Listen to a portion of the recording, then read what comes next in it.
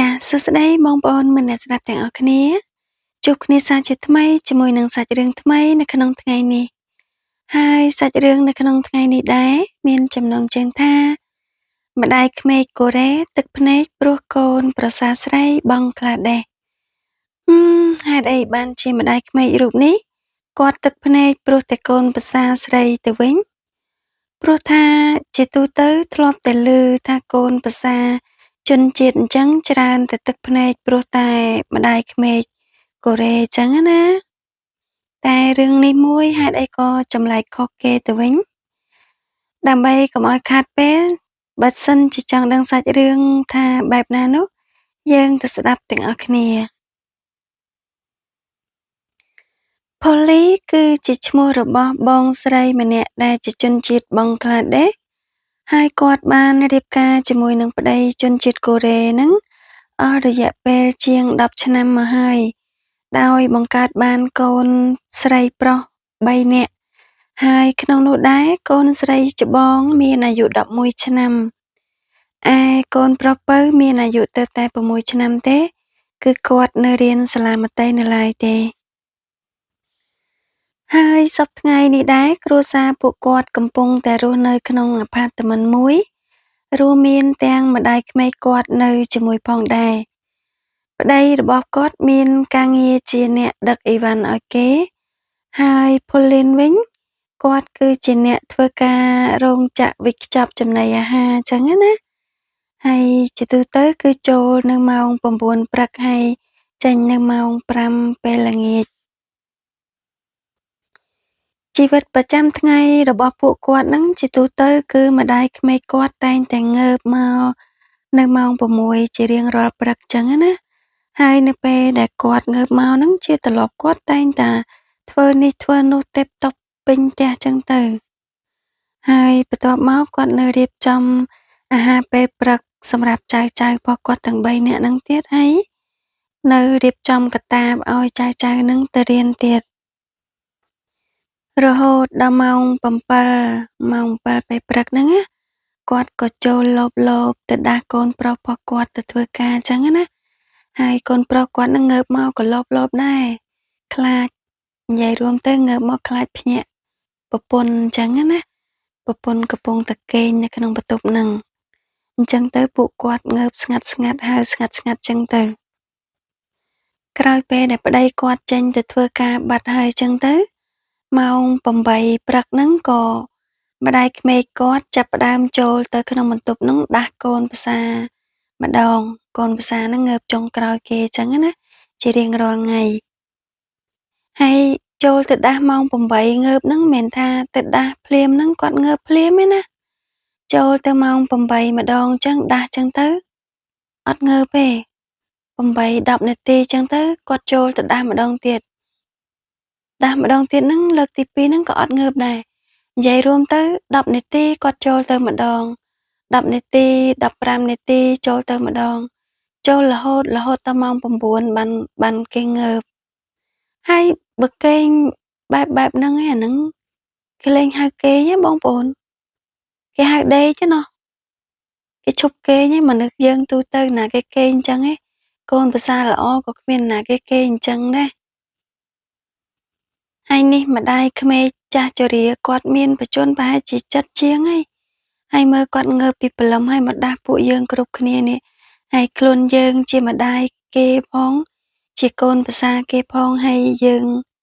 អញ្ចឹងអីបងប្អូនមានយោបល់បែបណាដែរបងប្អូនសាកគិតមើលទង្វើដែលគាត់ធ្វើសប្តាហ៍ថ្ងៃហ្នឹងគឺជាទង្វើកូនប្រសាល្អមែនជារៀងរាល់ព្រឹកគឺបែបហ្នឹងឯងដាស់គាត់តម្រាំតែងើបហើយបានគាត់ចេញធ្វើទៅធ្វើការហ្នឹងងើបមកហ្នឹងអូយនិយាយរួមទៅកលេចមើលទៅមុខម៉ាក់ក្មេកវិញណាគាត់ឡើងស្ងោតស្ងាត់របៀបថាគាត់តឹងចិត្តគាត់ទើសចិត្តប៉ុន្តែគាត់មិនអាចហាស្ដីបានណាអញ្ចឹងទៅគាត់មានតែទ្រាំលេបទុកអញ្ចឹងទៅមិនដឹងថាចេញវាចាបែបម៉េចយើងហាស្ដីចេញមកចង់ណែនាំកូនប្រសាថាមិនត្រូវកូនប្រសានឹងគេស្ដីឲ្យគាត់ទៀតអីចឹងណាអញ្ចឹងគាត់ខ្លាចទេគាត់ចេះតែស្ងៀមស្ងាត់ទ្រាំ ទាំងទឹកមុខស្ងួតស្ងាត់ហាស្ដីមិនចេញអញ្ចឹងទៅហើយបើសិនជានៅថ្ងៃចុងសប្តាហ៍វិញណាបងប្អូនចុងសប្តាហ៍គាត់អត់ទៅធ្វើការថ្ងៃសៅរ៍ថ្ងៃអាទិត្យហ្នឹងណាអត់ទៅធ្វើការឯងហើយពេលខ្លះយប់ឡើងគាត់ងើបមកញ៉ាំម៉ោងពាក់កណ្ដាលត្រៀតម៉ោង1ម៉ោង2ហ្នឹងគាត់ងើបមកអង្គុយញ៉ាំអញ្ចឹងទៅញ៉ាំឆ្អែតគាត់ក៏លេងទូរស័ព្ទ1ម៉ោង2ម៉ោងអញ្ចឹងហើយគាត់ចាប់ផ្ដើមគេងតទៀតហើយគាត់គេងអាចិត្តភ្លឺហ្នឹងម៉ោង4ម៉ោង5ហ្នឹងគាត់គេងបន្តទៀតគាត់គេងរហូតអត់ងើបទេរហូតដល់ម៉ោង3ម៉ោង4ល្ងាចបានគាត់ងើបគាត់និយាយរួមទៅគាត់អត់ដែរខ្វល់ទេកូនអីហ្នឹងលេងតែកូនអញ្ចឹងទៅកូនក៏គាត់និយាយដែរកូនគាត់ថាគាត់អត់ដែរមានពេលលេងជាមួយម៉ាក់អត់ដែរមានពេលមកកំដរពួកគាត់លេងគឺអត់មានទេម៉ាក់គិតតែពីដេកអញ្ចឹងណាហើយនៅចុងសប្តាហ៍គាត់គេងរហូតដល់ល្ងាចអីហ្នឹងគាត់ហាមម៉ែក្មេកគាត់ទៀតអត់ឲ្យម្ដាយក្មេកគាត់នឹងដាស់គាត់ទេហើយគាត់បាននិយាយថាគាត់ចង់ដេកឲ្យឆ្អែតតាមអ្វីដែលគាត់ចង់បានបើសិនជាគាត់ដេកមិនឆ្អែតពេលដែលគាត់ភ្ញាក់ឡើងមកគឺគាត់ឈឺក្បាលហើយគាត់មានអារម្មណ៍មួម៉ៅគាត់ធ្វើការមិនកើតគាត់ខឹងនៅពេលដែលគាត់ខឹងគាត់ស្ដីឲ្យម្ដាយក្មេកគាត់ក៏មានដែរពេលខ្លះអញ្ចឹងណានិយាយរួមទៅអារម្មណ៍គាត់នៅពេលដែលគាត់ខឹងគឺគាត់ត្រូវតែបញ្ចេញកំហឹងគាត់ថាគាត់អត់អាចទប់កំហឹងនឹងបានបើសិនជាគាត់ទប់កំហឹងនឹងគាត់នឹងកើតជំងឺហើយអញ្ចឹងគាត់អត់អាចទប់ទេគាត់និយាយថាអង្កាលកូនគាត់នៅតូចគាត់អត់ដែលគេងបានឆ្អែតទេយប់ឡើងគាត់ព្រោះអីគាត់នឹងមើលកូនដូរកតបអាចកតបអីកូនយំកូនស្រែកអីពេលយប់ឡើងគាត់អត់បានគេងឆ្អែតអញ្ចឹងគាត់អារម្មណ៍គាត់មួម៉ៅគាត់ខឹងហើយឥឡូវកូនធំហើយអញ្ចឹងគាត់ចង់មានពេលគេងឲ្យបានច្រើនគេងឲ្យឆ្អែតតាមអ្វីដែលគាត់ចង់បានគាត់និយាយចឹងគាត់ថានៅពេលដែលគាត់បានគេងឆ្អែតទើបគាត់ភ្ញាក់ឡើងមានអារម្មណ៍ល្អមានអារម្មណ៍ស្រស់ស្រាយហើយម្ដាយក្មេកគាត់អត់ដែរហ៊ានថាអីគាត់ទេបានត្រឹមតែទឹកមុខស្ងួតស្ងាត់នឹងឯងហើយពេលខ្លះគេងើបមកហ្នឹងបើថាពេលខ្លះគេចូលទៅចក្រានបាយហ្នឹងគេបើកទូទឹកកកមកហ្នឹងគេរើចេញមកអានេះជាស្អីសួរម្ដាយក្មេកគាត់សួរឲ្យសម្ដីខ្លាំងដាក់ម្ដាយក្មេកហ្មងថាល្អូអញ្ចេះល្អូអញ្ចោះថាម្ហូបនេះផ្អូមមិនក៏មិនយកបោះចោលមិនយកបោះអីទុកនៅក្នុងទូទឹកកកឡើងណែនៃអីចឹងទៅម្ដាយក្មេកគាត់អត់មានតបអីគាត់ទេមុខឡើងស្ងួតស្ងាត់ខ្ញុំស្ដាប់សម្ដីគាត់មើលគាត់យូរទៅមានអារម្មណ៍ថាគាត់អត់មានគោរពម្ដាយក្មេកគាត់បន្តិចហ្មងអត់មានកោតក្រែងខ្លាចអីបន្តិចហ្មងហើយមានថ្ងៃមួយនោះកូនប្រុសពៅគាត់នឹងឈឺតែមិនមែនឈឺខ្លាំងអីទេឈឺរបៀបផ្ដាសាយក្មេងផ្ដាសាយអញ្ចឹងប៉ុន្តែជាទូទៅនៅនេះផ្ដាសាយក្តោយក៏យកកូនទៅពេទ្យអីចឹងណាហើយប៉ុន្តែយាយគាត់បញ្ចុកថ្នាំបញ្ចុកអីនៅផ្ទះហ្នឹងឯងអត់បាត់អញ្ចឹងទៅត្រូវទៅពេទ្យទៅដាស់កូនប្រសាហ្នឹងកូនប្រសាថាម៉ោង7បានឲ្យដាស់ដល់ពេលអញ្ចឹងទៅគាត់ចេះតែភ័យខ្លាចពេទ្យគេបិទទ្វារអញ្ចឹងតិចម៉ោងមិនតាន់7គាត់ចូលទៅមើលអញ្ចឹងកូនប្រសាអញ្ចឹងទៅអត់តាន់7គេអត់តាន់ងើបគាត់អត់ហ៊ានដែរព្រោះគេប្រាប់គាត់ថាម៉ោង7បានឲ្យដាស់អញ្ចឹងតម៉ោង7គត់បានគាត់ហ៊ានដាស់គេហើយនៅពេលដែលគាត់ដាស់មកហើយម៉ោង7ហ្នឹងតម្រាំតងើបមកបានជូនកូនទៅនៅតាមឡានហ្នឹងល្អូដាក់ម៉ែក្មេកទៀតថាម៉ែឯងហេតុអីក៏មិនដាស់ខ្ញុំអេព្រះជាម្ចាស់ហើយបងប្អូនសាកគិតមើលហើយយើងធ្វើជាម្ដាយគេនេះហើយយើងគ្រាន់តែដេកហ្នឹងហើយមិនចេះងើបខ្លួនឯងយើងចាំបាច់ឲ្យម្ដាយក្មេកម្ដាស់យើងទៀតហេតុអីក៏អត់មានយល់អារម្មណ៍ម្ដាយក្មេកសូម្បីតែបន្តិចហៅអត់តាន់ម៉ោងខុសម្ដាយក្មេកទៀតកំហុសម្ដាយក្មេករហូតខ្លួនឯងគឺត្រូវរហូតអត់ដែលចេះខុសទេម្ដាយក្មេកគាត់ពេលខ្លះគាត់ពិបាកចិត្តដូចថាគាត់អត់សប្បាយចិត្តខ្លាំងពេកទៅពេលខ្លះទៅគាត់ក៏ទៅផ្ទះ កូនស្រីគាត់ចឹងណាហើយនៅណែបងប្អូនភាគច្រើនឪពុកម្ដាយក្មេកគាត់អត់បាននៅជាមួយកូនស្រីទេដោយសារកូនស្រីការហើយទៅនៅខាងប្ដីចឹងណាអញ្ចឹងភាគច្រើនឪពុកម្ដាយក្មេកច្រើនទៅនៅជាមួយខាងកូនប្រុសអញ្ចឹងហ្នឹងហើយនៅស្រុកកូរ៉េខុសពីស្រុកខ្មែរយើងក៏ស្រុកខ្មែរយើងឪពុកម្ដាយភាគច្រើនគាត់ចង់នៅជាមួយកូនស្រីគាត់ចឹងណាតាមពិតនៅនេះក៏អ្នកខ្លះទេក៏គាត់ចង់នៅជាមួយកូនស្រីគាត់ដែរប៉ុន្តែគ្រាន់ថាកូនស្រីមិនអាចយកគាត់ទៅនៅជាមួយបានចឹងណាបានត្រឹមតែមកទៅលេងចឹងមួយថ្ងៃពីរថ្ងៃចឹងទៅក៏ត្រឡប់មកវិញចឹងណាបន្តជីវិតនៅជាមួយកូនប្រសាបែបហ្នឹងទៅមុខទៀតចឹងទៅហើយមានថ្ងៃមួយនោះម្ដាយក្មេកគាត់កំពុងតែអង្គុយមើលទូរទស្សន៍ជាមួយនឹងកូនប្រុសជាមួយនឹងប្ដីគាត់ចឹងណាហ្នឹងហើយពីអ្នកម្ដាយកូនហ្នឹងអង្គុយមើលទូរទស្សន៍នៅលើសាឡុងហ្នឹង